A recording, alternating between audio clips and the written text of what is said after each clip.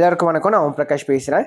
இது வரைக்கும் நீங்கள் இந்த சேனலை சப்ஸ்கிரைப் பண்ணலாம், சப்ஸ்கிரைப் பண்ணிக்கோங்க. அது மட்டும் இல்லாமல் பக்கத்தில் இருக்க பெல் பட்டனும் கிளிக் பண்ணி வச்சுக்கோங்க. அப்போ தான் நம்ம சேனலில் போடுற எல்லா வீடியோஸும் உங்களுக்கு நோட்டிஃபிகேஷனில் காமிக்கும். மேலும் ஜோதிடம் சார்ந்த ஏதாவது கேள்விகள் இருந்தாலும் அல்லது உங்கள் சுய ஜாதகத்தை பற்றி ஏதாவது கேள்விகள் இருந்தாலும் நீங்கள் கீழே கமெண்ட் பாக்ஸில் உங்களோட பிறந்த தேதி, பிறந்த நேரம், பிறந்த இடம் குறிப்பிட்டு உங்கள் கேள்விகளை நீங்கள் கேட்கலாம்.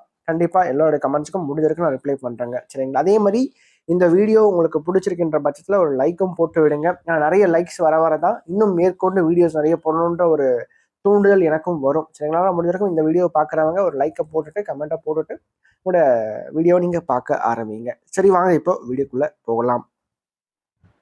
வீடியோ நம்ம என்ன பார்க்க போகிறோம் அப்படின்னா, மேஷராசி கார்த்திகை நட்சத்திரத்தில் பிறந்தவங்களுக்கு 2025ஆம் ஆண்டு சனி பயிற்சி பலன்களை பற்றி நம்ம தெளிவாக பார்க்க போகிறோம். சனி பயிற்சி எப்போ நடக்க போகுது? அடுத்த ஆண்டு, அதாவது 2025ஆம் ஆண்டு மார்ச் மாதம் 29ஆம் தேதி சனி தற்போது இருக்கின்ற கும்ப ராசியிலிருந்து மீன ராசிக்கு பயிற்சி ஆகிறார். சரிங்களா? இந்த சனி வந்து பார்த்தீங்கன்னா எவ்வளவு காலகட்டங்கள் ராசிக்கு 12ஆம் இடத்துல அப்படின்னு பார்க்கும்போது 2027 ஜூன் மாதம் 3ஆம் தேதி வரைக்கும் ராசிக்கு 12ஆம் இடம் விரயஸ்தானத்துல விரய சனி அப்படின்ற அமைப்புல அந்த 7 சனியுடைய துவக்க பகுதியில சனி வந்து இருக்கார். சரி, கார்த்திகை நட்சத்திரத்துல பிறந்தவங்களுக்கு எப்படி இருக்கும் இந்த சனி பயிற்சி அப்படின்னு பார்க்கும்போது, இந்த சனி பயிற்சி உங்களை பொறுத்த வரைக்கும் கொஞ்சம் செலவுகள், பண விரயங்களை கொஞ்சம் கொடுக்கும். சரிங்களா? அது மட்டும் இல்லாம கொஞ்சம் ஆரோக்கியத்துல கொஞ்சம் கவனம் இவங்க வந்து எடுத்துக்கும். ஏன்னா 6ஆம் இடத்தை சனி பகவான் பார்வை செய்வார். அப்படின்ற போது கொஞ்சம் தேவையற்ற கடன்ல போய் சிக்கிறது, ஹெல்த் இஷ்யூஸை கொஞ்சம் கொடுக்கறது, இதெல்லாம் கொஞ்சம் இருக்கு.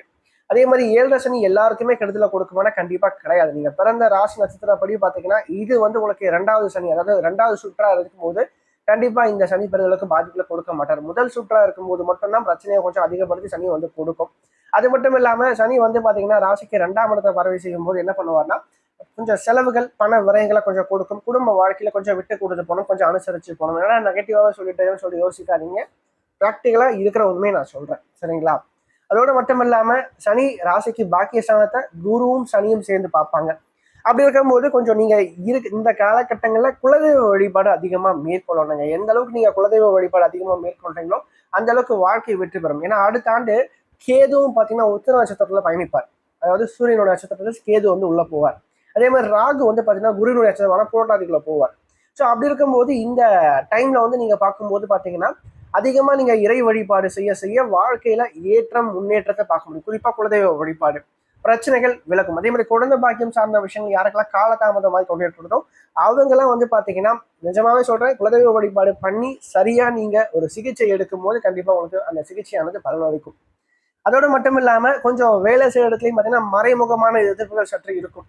முடிஞ்ச வரைக்கும் இவங்களை பத்தி அவங்க கிட்ட சொல்றது, அவங்கள பத்தி இவங்க கிட்ட சொல்றது, கொஞ்சம் அதை தவிர்க்கிறது சிறப்பா இருக்கும். நீங்க சும்மா ஒரு காமெடியா ஒரு ஜோக் கூட சொல்லியிருப்பீங்க, ஆனா அந்த விஷயம் கூட கொஞ்சம் சீரியஸா போய் முடியும். அதனால முடிஞ்ச வரைக்கும் இந்த டைம்ல வந்து மற்றவங்களை, அதாவது மற்றவங்களை பத்தி இன்னொருத்தவங்களையும் நீங்க சொல்லவே சொல்லாதீங்க. அது நல்லதா இருந்தாலும் சரி, கெடுதலா இருந்தாலும் சரி. சரிங்களா? அதே மாதிரி மூத்த அதிகாரிகள் கிட்ட கொஞ்சம் விட்டு கொடுத்து போறது, கொஞ்சம் அனுசரிச்சு போறதை கொஞ்சம் அதிகமா நீங்க பழக்கப்படுத்திக்கணும். ஏன்னா மேஷம் கார்த்திகை அப்படின்னாவே கொஞ்சம் வந்து பாத்தீங்கன்னா வளைஞ்சு கொடுத்து போக மாட்டாங்க, கொஞ்சம் ஸ்ட்ரைட் ஃபார்வர்ட் அப்படின்னு நிற்பாங்க. ஸோ அப்படிப்பட்ட அமைப்புல இருக்கும்போது கொஞ்சம் கோவம் அப்படின்றது வரும் டக்கு டக்குன்னு. கொஞ்சம் நேர்மையான ஒரு பர்சனும் கூட. சரிங்களா? அதனால வந்து பாத்தீங்கன்னா இவங்க கொஞ்சம் வளைஞ்சு கொடுத்து போக மாட்டாங்க. ஆனா இந்த டைம்ல நீங்க கொஞ்சம் வளைஞ்சு கொடுத்தா போயாகணும். அப்படி இருந்தா மட்டும்தான் அடுத்த ஒரு 2.5 வருஷத்தை உங்களோட வாழ்க்கையில நீங்க ஓட்ட முடியும் அப்படின்னு சொல்லலாம். அதே மாதிரி நான் என்ன சொன்ன மாதிரி லாபஸ்தானத்துக்கு ராகு வராருங்க. குரு ராசிக்கு 7ஆம் இடத்தை பார்க்கிறார்.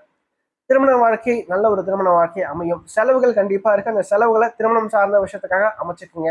அது மட்டும் இல்லாம தொழில் செய்யறவங்களுக்கும் பாத்தீங்கன்னா அடுத்த ஓராண்டு என்னதான் வருமானம் ஒரு பக்கம் வந்தாலும் தேவையற்ற வீண் பண விரயங்கள், செலவுகள் ஒரு பக்கம் இருந்துதான் இருக்கும். குறிப்பா ஆரோக்கியம் சார்ந்த விஷயத்துல கொஞ்சம் கவனம் எடுத்துக்கங்க.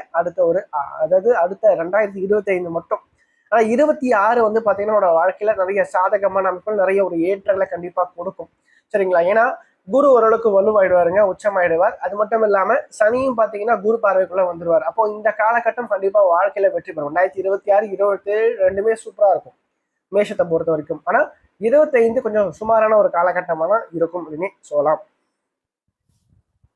மேலும் இந்த வீடியோ உங்களுக்கு பிடிச்சிருந்தா லைக் பண்ணுங்க, பிடிக்கலன்னா நீங்க தாராளமா நீங்க டிஸ்லைக்கும் பண்ணலாம். சரிங்களா? அதே மாதிரி இந்த வீடியோ பத்தின ஏதாவது கேள்விகள் எதுவாக இருந்தாலும் நீங்க கமெண்ட் பாக்ஸ்ல கமெண்ட் பண்ணலாம். அது நல்ல விஷயமா இருந்தாலும் சரி, கெட்ட விஷயமா இருந்தாலும் உங்களோட தோன்ற விஷயங்கள் நீங்க கமெண்ட் பாக்ஸ்ல கமெண்ட் பண்ணுங்க. அது சரியா இருந்தா இன்னும் எனக்கு பூஸ்டப்பா இருக்கும். அது தவறான ஒரு இதுவா இருந்தா நான் அதை திருத்திக்கிறேன். சரிங்களா? நன்றி, வணக்கம்.